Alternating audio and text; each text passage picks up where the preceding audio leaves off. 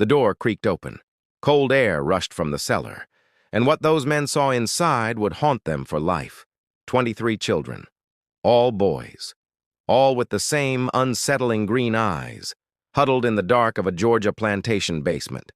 They whispered one sentence that froze hardened soldiers in their tracks. "Master says we are his legacy." It was 1864, and the Civil War was tearing America apart.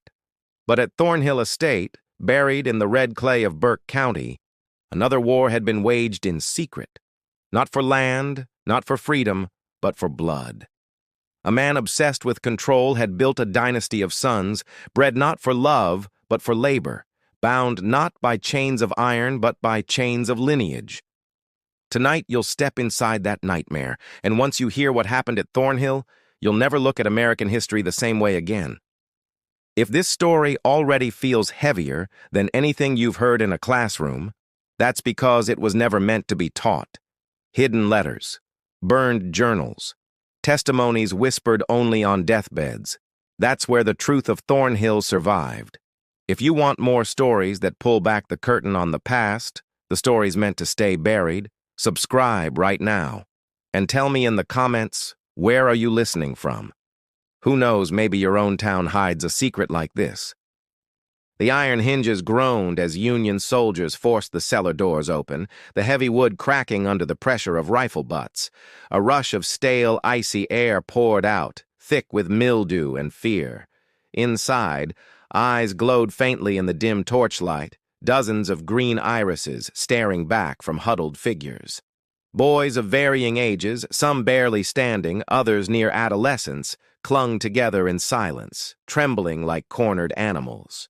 The soldiers froze. Hardened men who had seen blood on countless battlefields now felt something primal crawl across their spines. None expected to find children hidden away like livestock beneath Georgia's soil. One of the youngest whimpered, clutching the sleeve of his older brother. Their faces, sharp with high cheekbones and pale skin dusted with auburn strands, looked hauntingly identical, as if forged from the same mold by deliberate design. The eldest boy, perhaps 13, took a hesitant step forward. His voice cracked as he spoke, but his words were delivered with a chilling certainty. "Master says we are his legacy. We cannot leave." The torchlight flickered across stunned faces. A captain whispered a curse under his breath. War had stripped these men of innocence long ago, yet this revelation struck harder than cannon fire or musket shot ever could. The children did not beg for rescue. They did not cry for freedom. They repeated their master's creed as though it was scripture, drilled into their bones until belief and fear became indistinguishable. Union boots clattered against stone as the men stepped further inside, lanterns casting shadows across the walls. The cellar stank of confinement, buckets filled with stagnant water, scraps of stale bread rotting in corners. One soldier tried to count them aloud, his voice faltering as the number climbed. 23. Every single boy bore the same unmistakable features, a pattern too precise for coincidence, too chilling for nature's randomness. Whispers passed between the men. Questions twisted their expressions, but none dared voice them fully. Who would imprison children like this?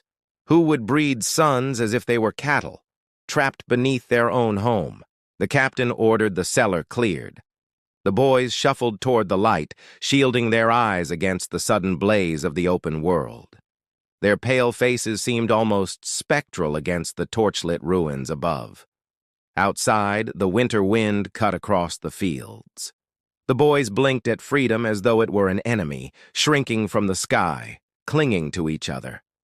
Soldiers guided them gently, but unease gnawed every gesture. The plantation loomed above them, its columns cracked, its once white walls gray with neglect. The Thornhill Estate had long since rotted from within, but no one could have guessed the magnitude of its secret. The eldest boy repeated his claim, voice steady now. "We are his blood, his work, his sons." He glanced at the soldiers with an emptiness that was more terrifying than fear itself. The men exchanged glances, None wanted to ask the next question, yet silence would not hold. "Who is your master?" The eldest's lips trembled, but his answer carried the weight of rehearsed truth. "Jonathan Thornhill."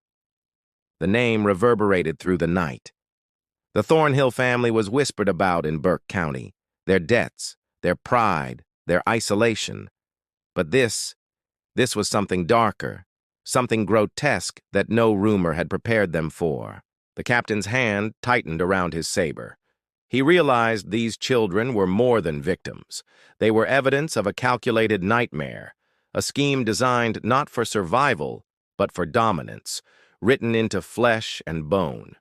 Behind them, the plantation groaned in the wind, shutters banged loose, chains rattled faintly, and somewhere distant an animal howled. The entire estate seemed alive, watching, unwilling to release the grip it still held on its sons. The boys did not scatter or flee. They remained together, as though an invisible tether bound them. Each movement mirrored the next, an uncanny rhythm that unnerved even battle-hardened veterans of Gettysburg and Antietam. A soldier crouched, attempting a gentle smile. "You're free now. Do you understand? Free." But the boy only tilted his head, confused. Free?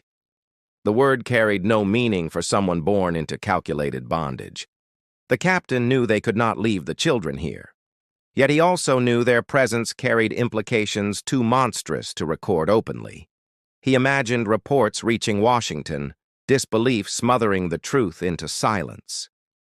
The eldest boy whispered again, "We cannot leave. Master will come." His voice cracked into silence, yet his eyes darted toward the plantation as though expecting a shadowed figure to appear at any moment.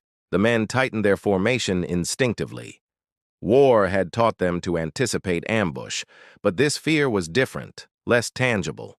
The true enemy here was not waiting in the woods, but lingering inside these children. The soldiers led them toward camp. Lanterns swayed, boots crunched frozen earth, but silence hung heavy. Even the youngest boys did not cry.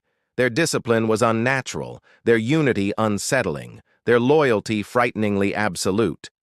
Around the fire, the children sat in silence, eyes fixed not on the flames but on the soldiers. They studied them as if measuring threats, as if waiting for permission to breathe without consequence. One soldier muttered, "I'd rather face 1,000 rifles than look at those eyes." The others nodded, ashamed of their unease, yet powerless against it. Something about those boys unsettled even the bravest among them. The captain pulled out his notebook but hesitated. How could he write this? How could ink capture the horror of 23 identical sons bred into bondage, locked beneath the earth as living proof of madness? He closed the book, deciding some truths were too heavy for paper. But silence has its price. The unspoken becomes legend, the buried grows roots, and the Thornhill secret would fester long after the war. The boys huddled closer to one another. They whispered in a language of glances, gestures, fragments of phrases drilled into them by years of conditioning. Blood is bond. Bond is forever. The soldiers shivered at the chant. As dawn broke, light spread across Burke County's fields, illuminating rows of cotton stubble and the broken grandeur of Thornhill's house. Freedom had arrived, yet it felt fragile, brittle, as though one scream could shatter it. The captain ordered wagons prepared. The boys would be escorted away, given to freedmen's families, integrated into a world they had never known. Yet deep inside, he wondered whether they could ever belong anywhere. Their master was gone, his shadow still stretching across their minds. The system that created them had crumbled, but its echo remained in their veins. They were heirs to something twisted, unnatural, unforgettable. The youngest clutched a soldier's hand, eyes wide, voice whispering. "He told us we are him, that even if he died, we are him." The man recoiled slightly, unable to respond to such haunting devotion. The wagons rolled northward, dust swirled beneath the wheels. The boys sat together, hands interlocked, staring at nothing, staring at everything, as if the world outside Thornhill's walls was too vast to comprehend. The estate shrank behind them. Smoke curled from chimneys, shutters banged in the wind, but the true fire smoldered in memories. The land itself seemed to whisper secrets it would never willingly give away. The captain exhaled slowly. He had marched men into cannon fire, had buried brothers in muddy fields, but nothing had unsettled him more than that cellar, those children, and the legacy carved into their faces. History would record battles, generals, victories, defeats, but the story of Thornhill Estate would vanish into shadows, whispered only in kitchens and back roads, too grotesque for polite retelling, too dangerous for official remembrance. And yet, the children lived on. Each carried his master's features, his madness, his mark, carried forward into a future that could never erase the night they emerged from the cellar into reluctant freedom. The war thundered on around them, but in Burke County, something deeper had been unearthed. Not just bodies or broken estates, but proof that cruelty could take root in blood itself, binding generations to one man's will. The captain whispered to himself as the wagons disappeared over the horizon. May God help them. For he knew war could free chains of iron, but it could never so easily break chains woven from blood. The winter of 1847 descended over Burke County with a merciless grip, frost clinging to red clay fields, air sharp enough to sting lungs. Within Thornhill Estate, a young heir stood facing ruin carved in stone. Jonathan Thornhill had inherited a sprawling plantation, acres of soil exhausted from years of relentless cotton. Once proud fields now lay barren, equipment rusting in sheds, debts mounting higher than the cracked columns of the house looming above him. At 19, Jonathan felt the weight of centuries pressing upon his shoulders.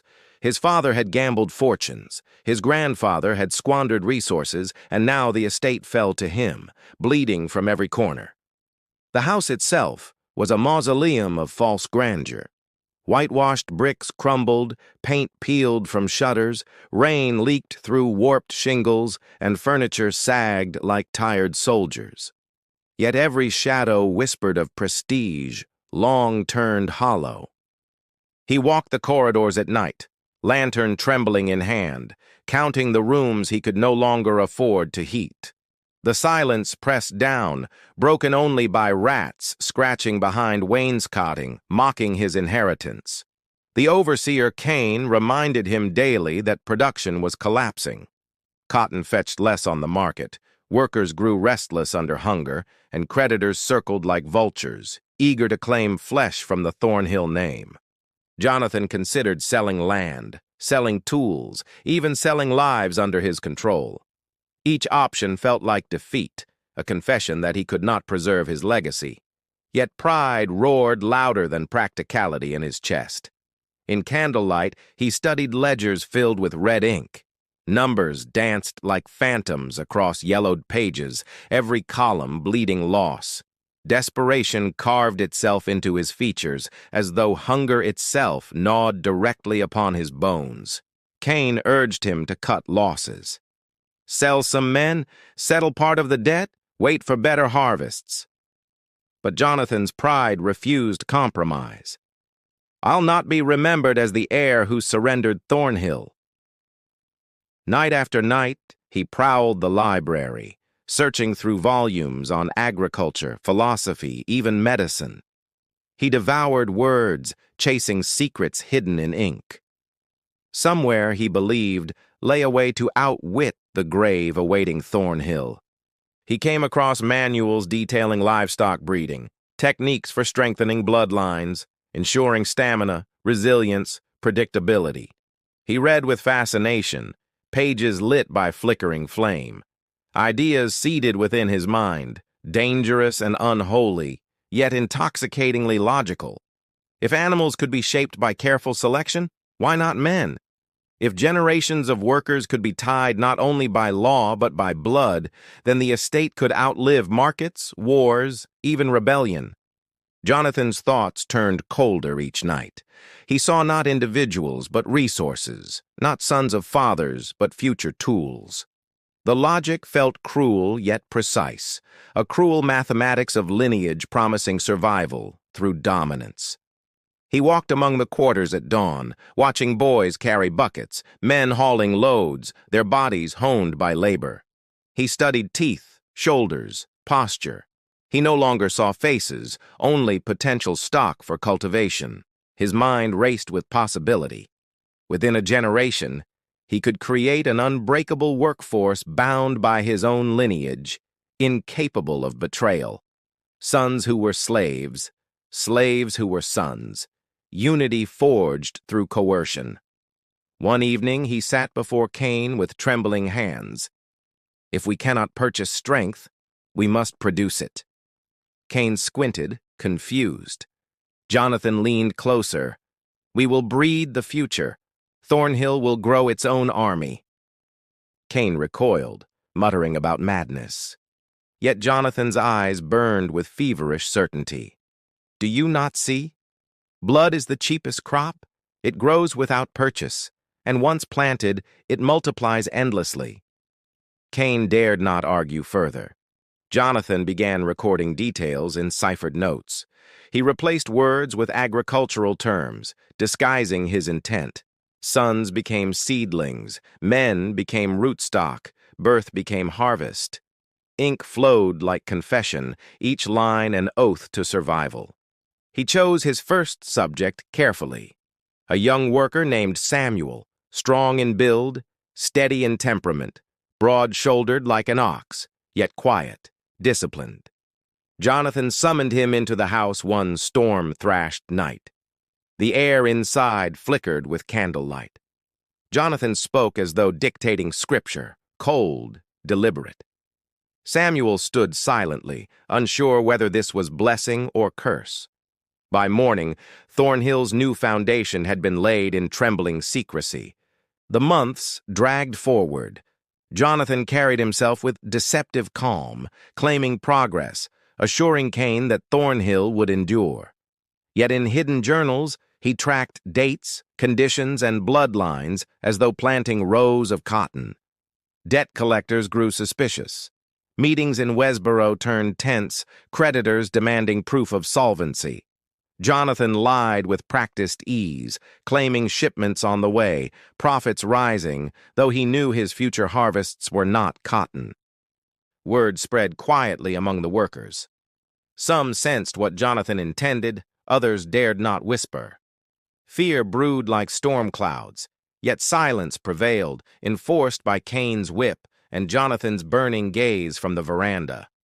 Jonathan's obsession deepened. He mapped out decades of lineage, constructing imagined family trees, calculating traits as though destiny could be charted with compass and ink. He became architect of a grotesque empire, blind to morality. One evening, thunder rolling across the horizon, Jonathan stood before the cracked mirror in his chamber. He studied his reflection, seeing not himself, but generations yet unborn, his future army waiting inside ghostly glass. Pride swelled inside him, pride twisted with desperation. They will not sell us. They will not break us. Thornhill will endure. His whispered vow echoed against peeling plaster, swallowed by shadows thick as grief. Cain watched his master unravel with quiet dread. He had served cruel men before, but this ambition felt different. It was colder, methodical, the sort of madness that built cages from lineage itself. Jonathan pressed forward nonetheless, convinced that history would remember him not as a squandered heir, but as a visionary who forged survival from despair. He mistook horror for brilliance, chains for permanence, cruelty for creation. He began charting the future as if it already existed. Pages filled with imagined sons, strong and obedient, laboring endlessly without thought of escape. He smiled over diagrams as though admiring portraits of unborn heirs. Every evening the house glowed faintly with lamplight as Jonathan scribbled long into the night. Cain avoided those chambers, unwilling to witness the feverish scratching of pen against paper, birthing a nightmare in neat script. By spring, Jonathan claimed Thornhill was turning. Fields still faltered, debts still mounted, but his voice carried strange conviction. "The soil may be tired," he told Cain, "but blood never tires when properly cultivated." The overseer kept his silence, knowing rebellion meant ruin, yet whispers among the men in the quarters thickened. They saw Jonathan's gaze linger too long, his hands tremble with schemes that felt older than chains. Jonathan spoke of the estate as though it were alive. "Thornhill breathes through me," he muttered one dawn, "and it shall breathe through sons yet unborn, sons bound tighter than iron." His conviction chilled Cain deeply. The young master walked the fields at night, listening to crickets, watching stars. He imagined the land itself applauding his plan, red clay nodding in silent agreement. Madness had found companionship in the soil. Each step Jonathan took was heavier with destiny. He believed failure no longer possible, for his vision reached beyond market shifts or harvest cycles. His blueprint was written in bloodlines, indelible, eternal, merciless as time. In his heart, he felt chosen, not cursed. The ruin he inherited had transformed him into a prophet of lineage, a master who would birth sons that could never abandon Thornhill, sons who were Thornhill. Yet beneath the pride lay something darker, something he could not name. It was not merely survival driving him, but a hunger to leave behind chains that bound generations to one name, forever his. The house groaned around him as though protesting, timbers creaking, shutters banging. Yet Jonathan mistook it for approval. In every sound of decay, he heard affirmation, a promise that Thornhill would outlast even its master. Thus began the heir's curse, not born from cotton or coin, but from obsession inked in candlelight, spoken into shadows, bound into flesh yet to breathe, a curse destined to swallow every son it touched. The first sons were born into silence, delivered behind shuttered windows where no witness dared speak. Their cries never echoed across Thornhill fields. Instead, they were muffled, absorbed into the walls like secrets sealed forever. Jonathan held the infants with unsettling pride, studying their features with the precision of a breeder inspecting livestock. Green eyes gleamed under lamplight, hair streaked with auburn glimmer, cheekbones sharp as blades, unmistakably marked as Thornhill's future. The boys grew under his gaze like seedlings nourished by calculated intention. Every cough noted, every limb measured, every expression recorded in ciphered ledgers that spoke not of sons, but of specimens destined for control. By day, they roamed the house in ordered patterns, footsteps echoing down corridors stripped of laughter. By night, Jonathan whispered plans over their sleeping forms, promising they would bind Thornhill tighter than any mortgage ever could. The boys were raised apart from others, separated in both privilege and burden. They ate better food, wore cleaner shirts, and yet their world was a cage built from their father's obsession, disguised as protection. Jonathan drilled obedience into them like scripture. "You are Thornhill," he repeated, voice cold and certain. "You are not merely of Thornhill, you are Thornhill itself." The children repeated in unison, their voices chillingly identical. Cain watched from shadows, disturbed by their unity. He had seen discipline before, men broken by lashes, but this was different. These boys did not resist because they believed, their will replaced with their master's. At meal times, Jonathan positioned them around the table like chess pieces. He studied their mannerisms, ensuring synchrony. When one lifted a spoon, all lifted. When one lowered his gaze, all lowered, harmony perfected unnaturally. The workers in the quarters grew uneasy. Whispers circulated of sons who never played, never laughed, never cried. Men feared them, Seeing not children but shadows of Jonathan multiplied, his madness stamped across generations. The boys themselves felt the weight of silence pressing.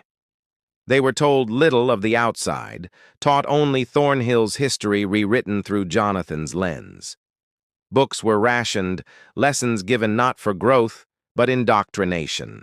Jonathan believed education dangerous unless directed. He taught them words carefully chosen, phrases rehearsed until etched into memory. Questions were discouraged, replaced with recitations. We are bound by blood. We are bound by duty. As years passed, their resemblance grew uncanny. Green eyes glared in unison, auburn hair gleamed under sun, movements mirrored as if one soul inhabited many bodies. Cain muttered they were soldiers forged before battle. Jonathan began charting their futures. He drafted lines connecting names on parchment, predicting temperaments, pairing brothers with brothers, sketching generations yet unborn. His diagrams resembled orchards more than families, rows of sons cultivated like crops. Every Sunday, Jonathan paraded them through the estate. Workers lowered their eyes, unsettled by the sight. Boys walked in formation, shoulders squared, voices silent, resembling soldiers more than children, each step synchronized with eerie precision. One evening, Cain dared to whisper, "They are boys, not soldiers." Jonathan's stare burned. "They are Thornhill. They are my immortality. You see children, but I see a dynasty stronger than kingdoms." Cain said nothing further.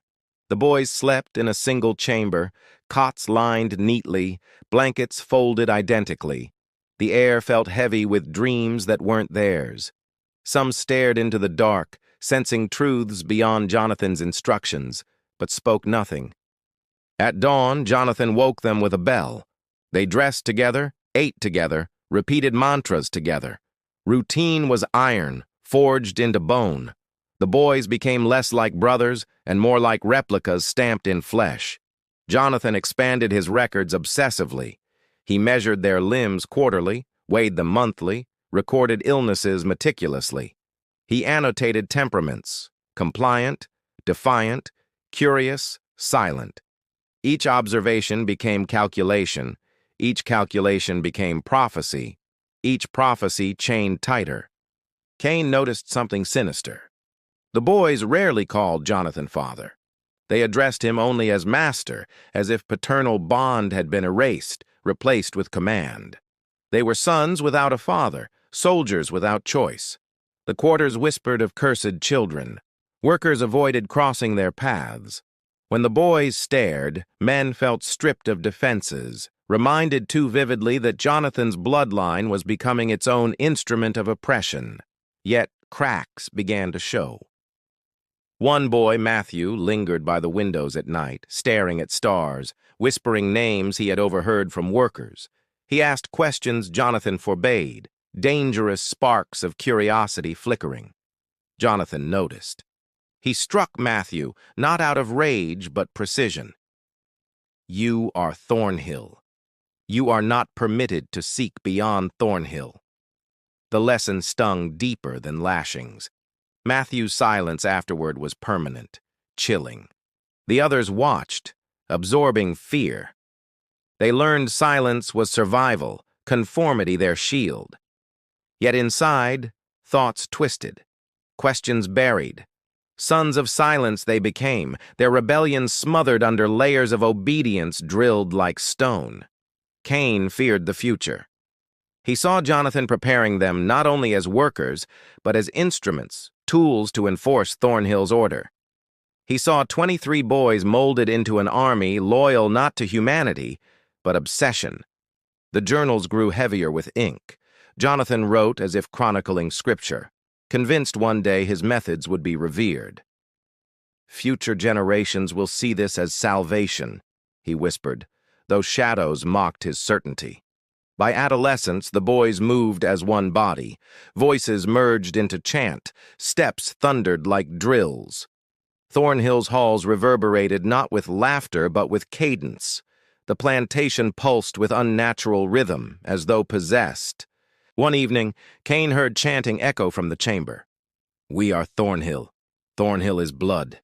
Blood is forever." His hair bristled, heart pounding. He realized Jonathan had forged not merely sons but zealots. Jonathan beamed with satisfaction. They are no longer boys. They are the estate incarnate. His eyes glimmered with feverish pride. Cain shuddered, seeing not triumph but curse. A generation stripped of humanity to serve madness. The boy's silence grew legendary. Even visitors remarked upon it, though Jonathan dismissed concerns. They are disciplined. Yet behind his words was iron control, a fear that silence was the only way to contain truth. Matthew's stargazing ceased. The boy no longer looked outward. Others followed, abandoning glimpses of rebellion. Jonathan had sealed their curiosity, leaving only obedience. But Cain knew silence could not erase hunger for freedom forever. Each dawn, the estate awoke to drills. The boys marched fields, recited chants, their presence unnerving workers. Whispers spread beyond Thornhill, rumors of an unnatural brood, but none dared confront Jonathan directly. Fear silenced inquiry. As years passed, silence became their legacy. They grew taller, stronger, their resemblance more frightening. To outsiders, they were oddities. To Jonathan, they were perfection. To Cain, they were proof of curse in motion. Jonathan believed history would vindicate him. "They will speak of me as visionary," he proclaimed. Yet Cain whispered to himself, "They will speak of you as cursed." Silence answered deeper than night, binding the suns. Thus, Thornhill birthed not merely heirs, but instruments of silence. Boys stripped of innocence, bound by mantra, raised as shadows of their master. Sons of silence, created not to live, but to endure. The boys were older now, their bodies broadening into manhood, their steps heavier upon Thornhill's wooden floors. Silence still bound them, yet cracks were appearing, hairline fractures across the carefully constructed mask of obedience. Jonathan saw maturity not as freedom, but as utility. He tightened discipline, enforcing drills with greater rigor, forcing unity with stricter command. The sons obeyed outwardly, but their eyes began to hold restless storms. Cain observed those eyes with dread. He had overseen punishment before, but never had he witnessed silence curdle into something darker. It was not disobedience he feared. It was the quiet birth of thought. The eldest, Thomas, had begun to question in whispers. He spoke cautiously at night, voicing doubts when Jonathan's footsteps faded. "Why are we bound here? Why do we not choose?" His brothers listened, hearts pounding. Whispers spread like embers. Questions passed from cot to cot in the dark. Some feared Jonathan's wrath, others clung to the only world they knew, but more began to wonder whether silence was a cage. Jonathan sensed unease, though none confessed it. He increased surveillance, prowling the halls at midnight, lantern casting predatory shadows. His paranoia seeped into the wood itself, making Thornhill groan under the weight of mistrust. Cain knew danger was approaching. He saw in the boys' movements hesitation where once there was perfect synchrony. Their drills faltered slightly, their chants staggered. The unity Jonathan prized was unraveling strand by strand. The younger sons still followed blindly, repeating mantras with fervor. But the older ones exchanged looks heavy with unspoken truths. Blood had bound them, but it also awakened recognition of their master's suffocating chains. Jonathan called them into the great hall, lining them shoulder to shoulder beneath cracked portraits of ancestors. His voice thundered, "You are Thornhill. You are my eternity. Do not betray me with weakness." The boys repeated his words, but the sound lacked conviction. Their voices trembled not from fear of punishment, but from the weight of doubt that obedience could no longer drown. Jonathan's eyes narrowed dangerously. He turned punishments harsher. Days in darkness, meals withheld, drills until collapse. Yet instead of breaking them, discipline forged resentment. The sons endured, but behind endurance simmered the quiet fire of awakening resistance. Thomas stood tallest, carrying himself with a strength Jonathan mistook for loyalty. But within, he nurtured a growing rebellion, an unshakable belief that silence could not define their lives forever. Others began to mirror him. Cain became torn between duty and conscience. He served Jonathan faithfully, yet he recognized injustice when it breathed. He pitied the sons, though pity changed nothing. Fear kept his tongue chained tighter than iron. At night, storms rattled the house, windows clattering, rain dripping through rotten beams. In the flicker of lightning, Thomas whispered to his brothers, "He cannot bind us forever. We are men, not just Thornhill." The words felt forbidden yet exhilarating. Younger brothers clutched blankets, unsure, while older ones nodded with grim determination. For the first time, their silence carried not submission, but solidarity, a pact unspoken yet undeniable. Jonathan's paranoia deepened. He prowled with pistol at his side, muttering to himself about betrayal.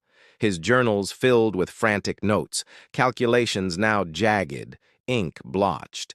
He feared his sons more than creditors or ruin. Cain witnessed Jonathan's descent. He heard mutterings through walls, saw restless pacing, and smelled the sour sweat of obsession. The master who once claimed vision now reeked of fear, shadowed by his own creation. The sons grew taller, stronger, broader. Muscles carved by drills gleamed with sweat. They were prepared as soldiers, though never meant to wield arms beyond their master's command. Yet their strength now threatened his control. In the fields, workers noticed changes. The Thornhill sons carried themselves with independence, no longer perfect reflections of Jonathan's will. They exchanged glances with laborers, silent acknowledgments of shared bondage, subtle bridges forming between worlds. Jonathan sensed danger in those glances. He separated his sons from the workers further, confining them to house drills. But isolation no longer worked. Brotherhood had seeded rebellion, and rebellion refused to remain buried. One evening, Thomas confronted his master with cautious defiance. "We are men, not echoes. You cannot write our lives like pages in your book." Jonathan's hand trembled, rage colliding with disbelief at such audacity. The room stilled. Jonathan raised his pistol but did not fire. The sons stood shoulder to shoulder behind Thomas, eyes steady, voices silent yet united. Jonathan realized he no longer commanded unquestioned obedience. Cain watched, heart racing. He knew violence could erupt at any moment, yet no blow was struck. Silence held, not of fear but of strength, proof that Jonathan's creation was beginning to slip away. Jonathan retreated, muttering threats, slamming doors.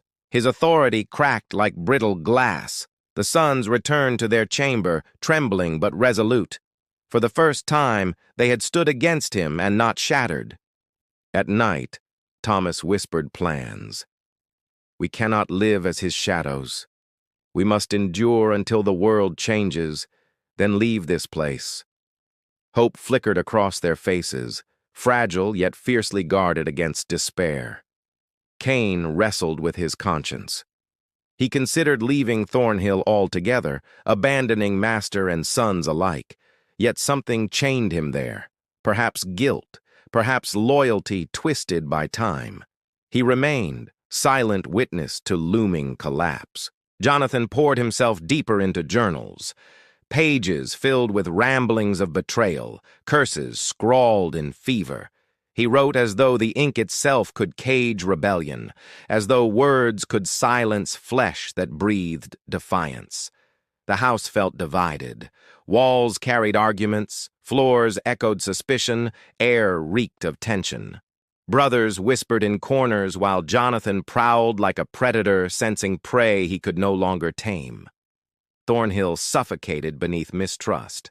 The eldest sons grew bolder, testing limits. They delayed commands, exchanged sly glances, whispered encouragement to younger ones. Silence still cloaked them, but within that silence pulsed defiance, quiet as embers waiting to ignite. Jonathan responded with calculated cruelty.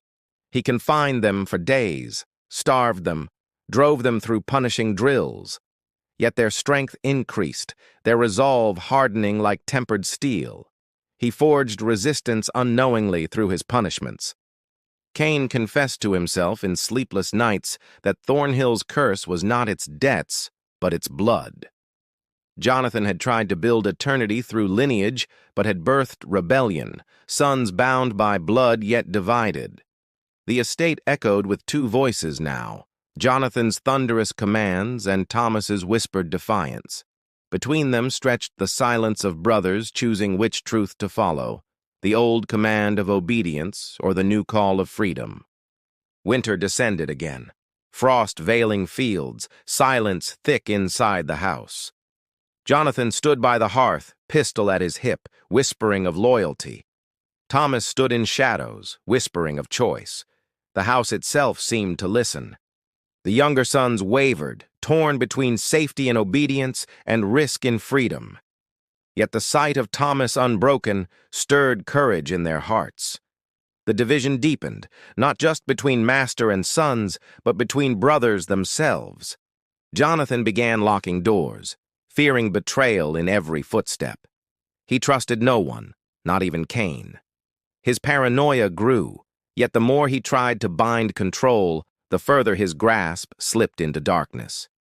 The house became battlefield without weapons. Every meal was tense, every gaze a challenge, every silence heavy. Brothers plotted in whispers, Jonathan countered with suspicion. Cain watched as the estate fractured beyond repair. Thomas urged patience. The world outside shifts, war spreads. When its tide reaches here, we must be ready.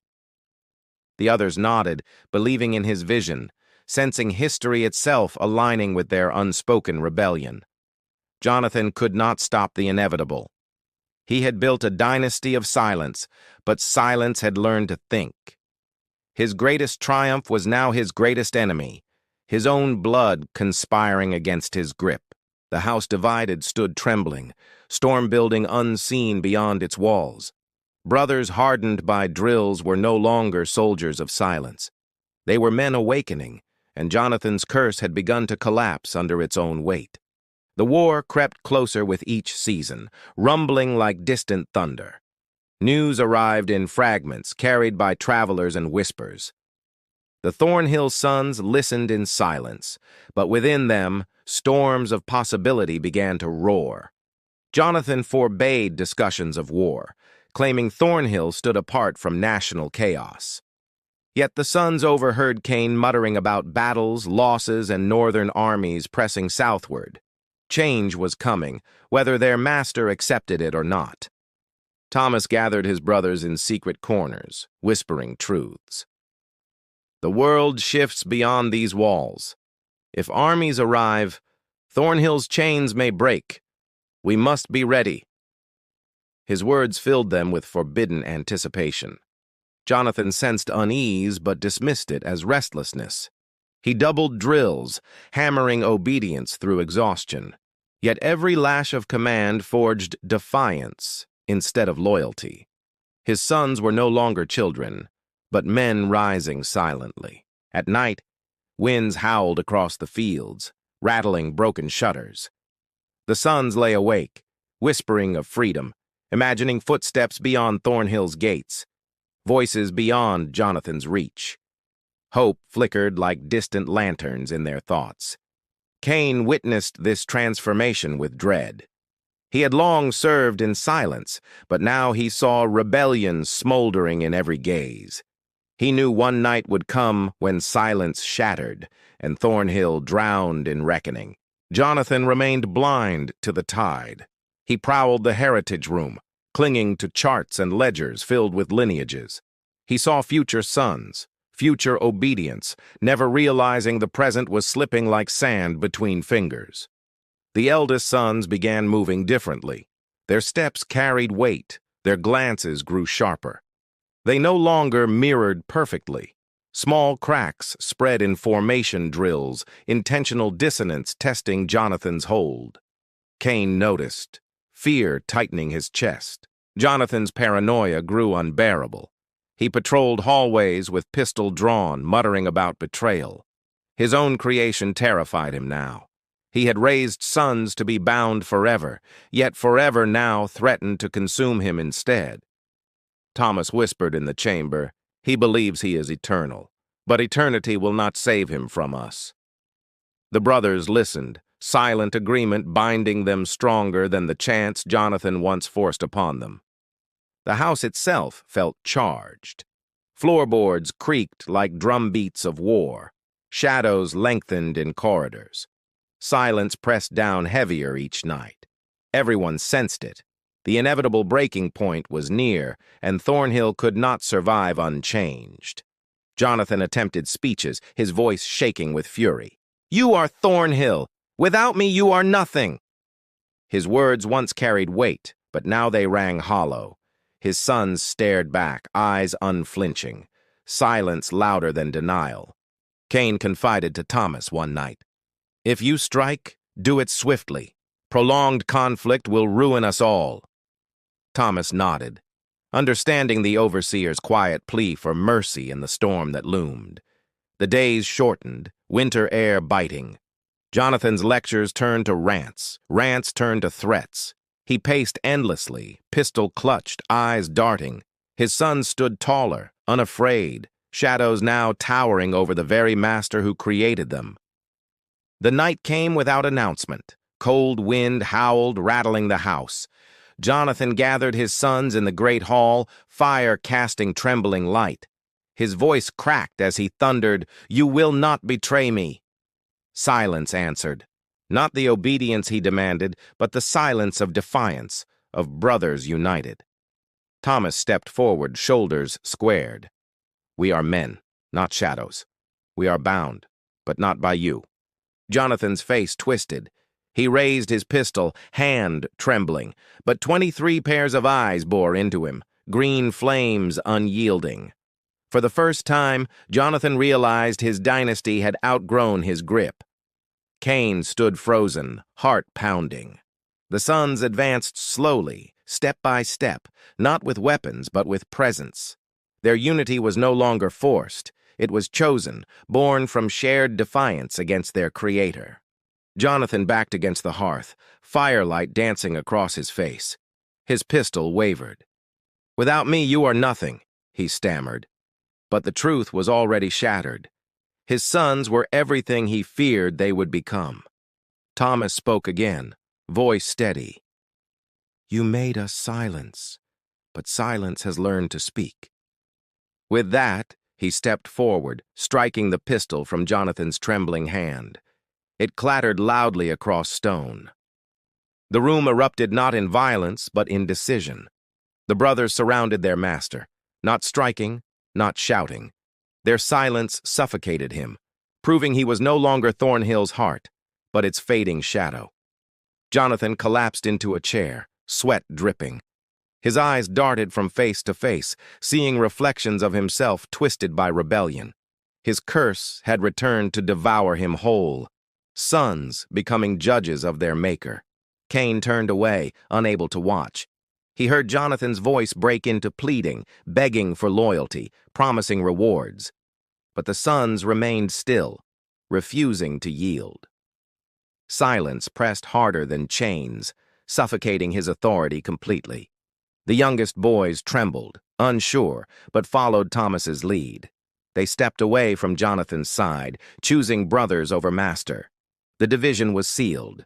The family he thought eternal had chosen freedom over blood. Jonathan screamed threats, curses, prayers. His words echoed off walls that had heard too much already. The sons simply stood. Their silence answered every cry, every denial. Jonathan's voice dwindled into whispers of desperation. At midnight, the fire died. The great hall grew cold. Jonathan sat slumped, defeated, staring at the ashes. His sons filed out silently, leaving him alone with the empire of shadows he created. In their chamber, Thomas spoke. Tonight was not the end. Reckoning is coming. The world outside marches toward us, and when it arrives, we will decide who we are beyond Thornhill. The brothers nodded solemnly. Their silence now held meaning, not submission. It was the silence of resolve, the calm before storm, the unity of men awaiting history's judgment. Thornhill would never be the same. Cain lingered in corridors, haunted. He knew blood would one day spill, but for now, the sons had chosen restraint. Jonathan's reign remained, but fractured, a ghost of its former iron hold. Jonathan continued muttering through days, retreating into journals, scribbling madness across pages. He clung to ledgers as if ink could rewrite the rebellion in his son's eyes. But no record could erase truth. The workers in the field sensed change.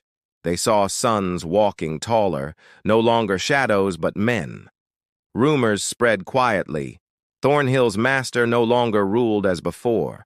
Something inside the great house had shifted forever. Jonathan grew gaunt, tormented by paranoia. His eyes darted constantly, ears straining for whispers. He saw betrayal in every glance, shadows closing in. His empire of obedience had collapsed, leaving only fear as his companion. The sons avoided him, speaking in whispers among themselves. They no longer feared his punishments. They knew his power was gone, dissolved the night his pistol fell. He was a master in name only. Cain feared what reckoning would follow. The war outside drew closer, drums echoing across counties. He wondered whether Thornhill would burn by armies or by sons. Either way, the night of reckoning had begun. Thomas reminded his brothers daily, "Patience. We must wait for the tide. Freedom will come, and when it does, we must seize it." His leadership steadied them, giving purpose where silence once suffocated. Jonathan clung to his fantasies, whispering to himself about future generations. But his sons had turned the page already. They were no longer his legacy, they were his undoing, waiting for history's hammer to strike. Each dawn, drills faltered further. Sons walked slower, refused formation, disobeyed silently. Jonathan's fury no longer mattered. Thornhill's power had shifted, no longer resting in his hands but in the unspoken unity of brothers. The night of reckoning lingered, unfinished, suspended. Jonathan still breathed, but his reign had ended. The true end would come with fire or steel, but in spirit, Thornhill had already collapsed beneath his son's silence. The war finally reached Burke County, its thunder rolling like judgment from the horizon. Cannons growled in the distance, and smoke smudged skies. Thornhill Estate stood trembling, its secrets waiting to be devoured by history's fire. Jonathan roamed the halls in delirium, clutching his journals, muttering of bloodlines. His sons avoided him now, speaking in whispers, no longer bound by silence of obedience, but by pact of survival beyond his reach. Thomas led quietly, his presence steady. When the soldiers arrive, we vanish. Thornhill dies with him, not with us. The brothers listened, eyes glowing in dim light, awaiting their moment to slip free. Cain sensed inevitability. He had endured storms of cruelty, but this was different. He knew Thornhill would not survive war. The estate itself seemed ready to collapse, its bones weary, its heart already fractured. Jonathan grew gaunt, consumed by paranoia. He believed his sons still belonged even as they turned away. He whispered to walls, "You are Thornhill. You cannot abandon me." Yet no echo returned his madness. The brothers prepared in secret. They stored scraps of food, mapped paths through woods, and practiced silence beyond obedience. Their unity was no longer Jonathan's creation. It was their own rebellion sharpened into resolve. One night, flames flickered on the horizon. Soldiers marched closer, boots pounding earth like war drums. Thornhill shuddered, windows rattling, and the sons knew the hour had come. Reckoning had arrived at last. Jonathan barred the doors, pistol shaking in hand, declaring he would defend Thornhill to the last breath. His sons watched him from shadows, no longer chained by fear, ready to vanish into a world unknown. Cain met Thomas by the stairwell, voice low. "Take them and go. If you stay, he'll drag you down with him." Thomas nodded, knowing the overseer had chosen survival for them over loyalty. The house groaned as soldiers approached, torches glimmering across fields. Jonathan screamed at his sons to line up, to defend his legacy. But they turned silently, walking away down corridors, refusing his desperate command. The youngest trembled, but Thomas steadied them. "This house is not our cage anymore."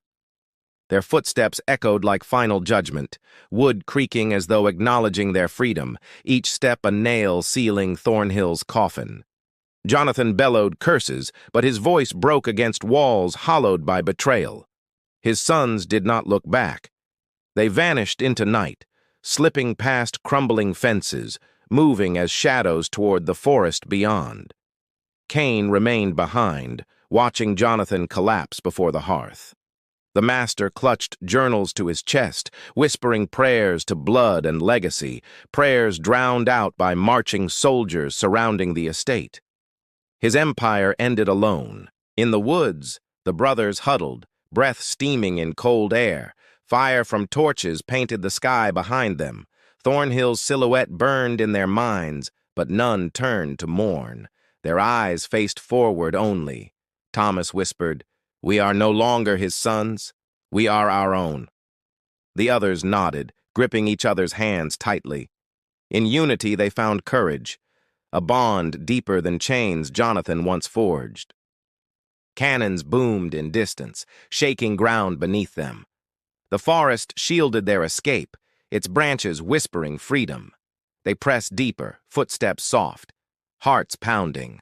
Thornhill faded behind, consumed by the war it could not escape. Jonathan's voice echoed faintly from memory, but each boy silenced it within himself. For the first time, their silence was not forced. It was chosen, a silence of men who refused to repeat his curse. They walked until dawn, fields giving way to rivers and hills. Hunger gnawed, exhaustion weighed heavy, but freedom steadied them. They had no master now, no destiny but the uncertain horizon stretching wide before them. Cain's figure haunted their thoughts. They wondered whether he survived Thornhill's fall, whether soldiers spared him. Yet they marched forward, knowing looking back would only tether them to chains they had already broken. Thomas led them with calm authority. "We must remain together. Alone, we vanish. Together, we survive." His words rang with quiet conviction, binding them tighter than Jonathan's decrees ever had, forging family out of rebellion. The days grew harsher. Cold winds whipped them, rations dwindled. Yet their unity carried them. They shared scraps equally, carried the weakest, pressed on with determination born not of obedience, but of brotherhood awakened. Rumors reached them from travelers, plantations falling, armies advancing, chains breaking. The brothers listened with wonder. The world they had never known was remaking itself in fire, and they were walking straight into its furnace. At night, they built fires small and cautious, speaking in whispers of the future. They wondered where they belonged, sons born of silence, bound not to land or blood, but to each other alone. Thomas dreamed aloud. "One day we will live without fear, without chains, without his voice in our heads." The others clung to his words, hope flickering stronger than any fire they built. Behind them, Thornhill crumbled. Soldiers raided halls, tore down ledgers, burned rooms filled with Jonathan's twisted dreams. The estate's secrets scattered like ash, swallowed by smoke, erased from history but etched forever in memory. Jonathan himself was last seen in shadows, muttering of legacy, clutching ruined papers. His voice was drowned by fire and steel. When the estate fell silent, he was gone, leaving only curses in stone. The brothers never returned. They carried no relics, no books, no proof, only memories carved into them, scars of drills, whispers of chants. Thornhill lived inside them, but so too did defiance that outlasted it. They wandered northward, sometimes joining camps of freedmen, sometimes hiding alone. Each place they entered, they remained together, never separating, fearing that solitude would unravel them into fragments of Jonathan's curse once again. Men they met called them strange, noting their identical features, their silence heavy. Yet some respected their unity, sensing unspoken history. Whispers followed them, sons of a fallen house, brothers who carried shadows of Thornhill. Time blurred as they walked. Fields turned to forests, forests to towns. They spoke little of past, focusing instead on survival. But each carried silent vow never to repeat Jonathan's curse in any form. Years later, the war ended. Bells rang, chains shattered, freedom proclaimed. Yet the brothers remained shadows on roads, drifting, never fully belonging, always moving, always bound more by each other than by the world. Thomas grew older, his leadership weathered by years, yet his resolve never faltered. We vanished from Thornhill, but we must not vanish from ourselves. We must live, even if no history remembers us. His words became their creed. They were not heirs, not shadows, not soldiers of silence. They were wanderers, survivors, men who chose their own path. Thornhill had vanished, but they endured beyond its ashes. Cain's fate remained unknown, Jonathan's end unspoken. The estate rotted into ruin, its secrets buried. Travelers passed crumbling walls without knowing the story. The house vanished from maps, its curse hidden in whispers only. But the sons carried memory like scar. They never forgot drills, chants, punishments. Yet they also never forgot the night they stood as one, choosing silence not of obedience but of freedom. As years turned to decades, the brothers faded into scattered places. Some lived quietly in towns, others drifted endlessly. Yet their bond remained legend, carried in memory like fire that never truly extinguished. The Thornhill name vanished, its empire erased. No record spoke of Jonathan's curse. But his sons lived on. Each step they took a defiance, each breath a declaration that silence could become freedom. And so the house vanished. But its legacy lingered only in whispers of men. Not in books, not in ledgers, but in living shadows who walked away, carrying the silence of Thornhill into eternity.